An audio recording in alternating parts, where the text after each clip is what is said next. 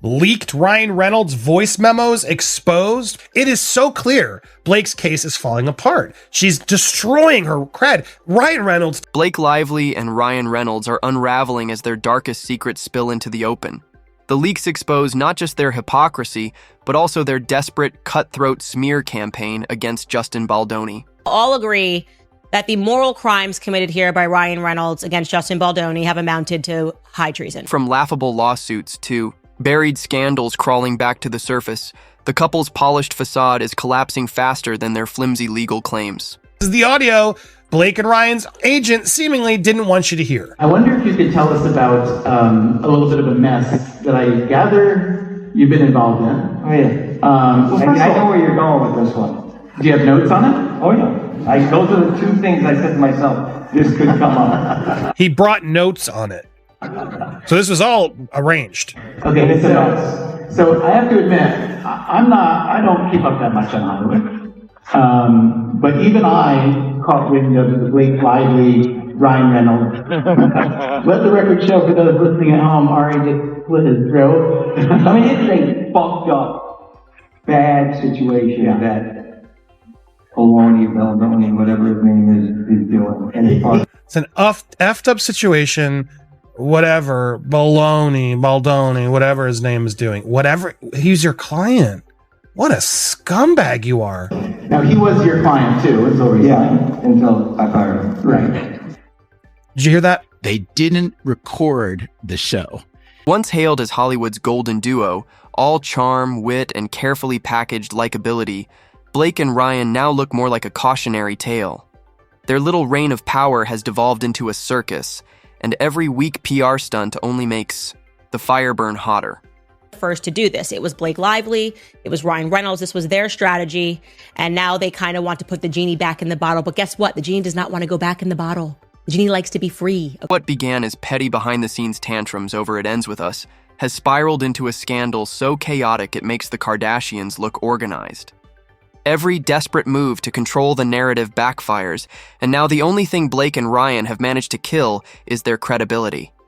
The leaks, the failed lawsuits, the sheer panic. Their so-called golden image is in ashes. And floating. Above it all is Hollywood's own puppet master, Ari Emanuel, swooping in as their unofficial guardian angel. And finally, we can now see that Ryan was panicked in general. Then comes Ari Emanuel on Freakonomics, thinking he's clever, dropping a playground-level jab by calling Justin Baldoni Justin Baloney. It wasn't slick. It wasn't smart. It was the kind of petty dig you'd expect from a middle school. Bully long past his expiration date. So he fired him. I'm a ride or die. That's why he did it. Because he basically said, okay, fine. Yeah, Ryan and Blake, I'm going to go with you. So you did that. You destroyed this man's life rather than wait. Here's where it gets wild. That exact Freakonomics episode. The only one in the show's 15-year history to mysteriously vanish. No audio, no video, nothing. A blank spot right where Ari admitted Baldoni was fired under pressure from Blake and Ryan. Where Ari Emanuel of WME, who is Blake, Ryan, and was Justin's agent, spoke very negatively, calling Justin baloney, all this stuff. He leveled in and talked about why he believes Blake and Ryan. The irony writes itself. The same couple sobbing about retaliation were secretly the ones blacklisting him. And somehow, that episode fails to record. Freakonomics has run flawlessly for over a decade. Thousands of interviews without a single glitch. Until this. Something odd happened.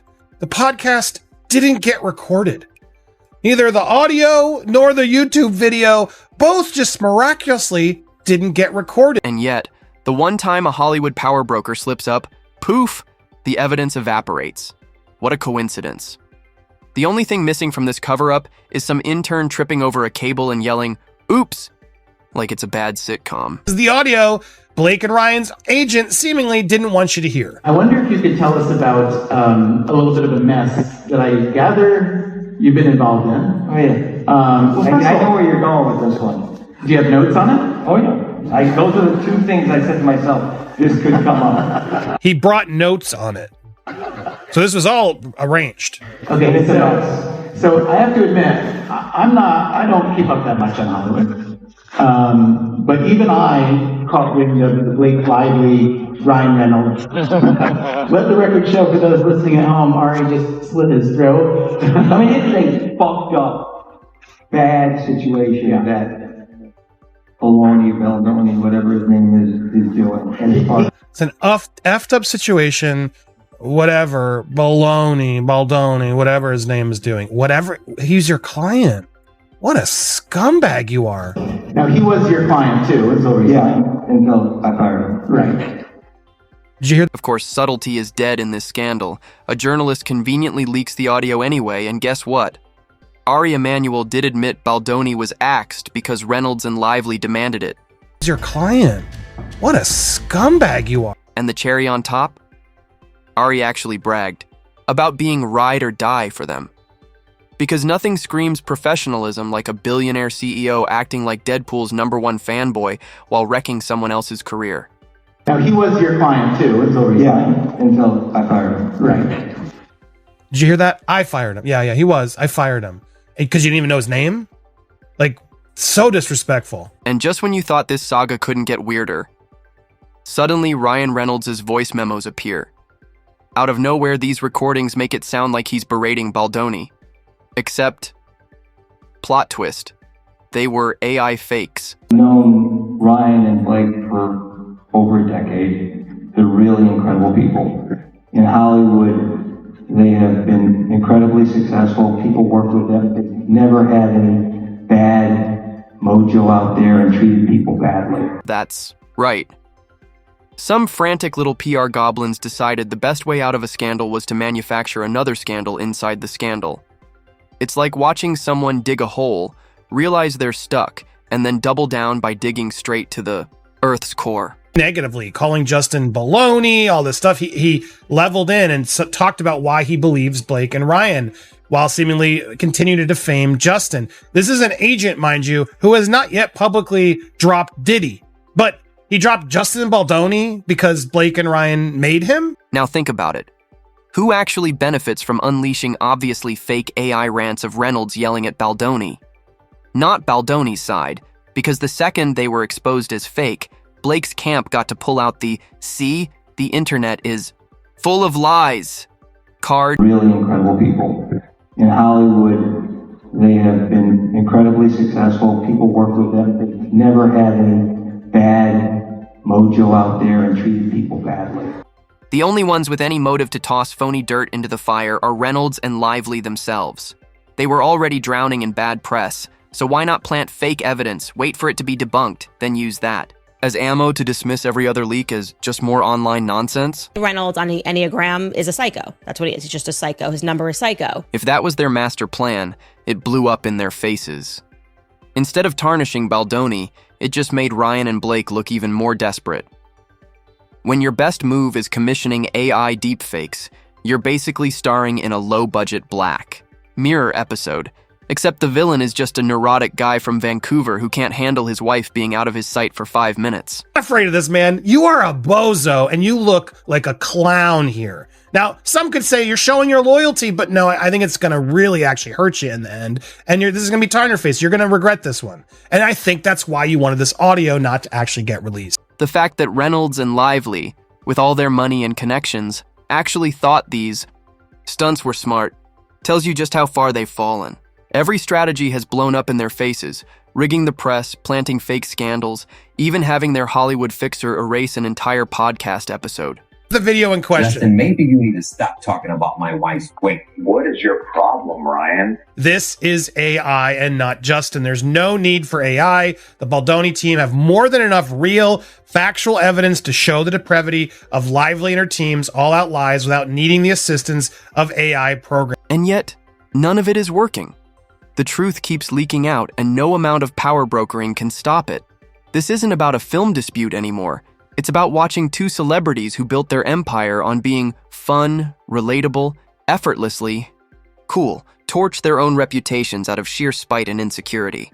The golden couple illusion is gone. You don't want to believe that execs at the very tippity top are being essentially threatened or bullied or coerced or extorted and by a couple like Ryan and Blake or like Taylor Swift, right? Blake, meanwhile, convinced herself she could storm into court and demand 2.5 years of Baldoni's personal data. as if the judge would just hand it over with a little bow. Reality check. She's not the FBI. The court shut her down immediately. See Ryan sitting there like, yes, this is exactly what I want, a puppy to kick in the mouth. And you'll do what I say. Think about how desperate that move really is, rummaging through years of someone's texts, emails, maybe even their DoorDash orders just to find something. It screams, I don't have real evidence, so let's go on a fishing trip. In Blake Lively's case, just slapped down their psychopathic request for 2.5 years worth of every message that Justin Baldoni and Justin Heath and the PR agents have ever sent to everybody, plus location data. We knew that was going to happen. And honestly, what does she expect to find? Baldoni texting heart emojis to his wife? A meeting reminder about kombucha sales? Does she think there's a hidden message that says, yes, I plan to ruin Blake Lively's life. Evil scheme activated. Lawyers are stupid. It's like he's like being nice here. He's like, your lawyers are really stupid. If that's the level of evidence she's banking on, then she's more delusional than anyone thought. She couldn't even get 2 weeks of texts, let alone 2 years, because the court saw straight through the desperation. Distinguish between the two, what a standard court protective order is and what Blake Lively's team is asking for, which is an attorney's eyes only designation. And that's the funniest part. Strong cases don't need scavenger hunts. If you have proof, you present it.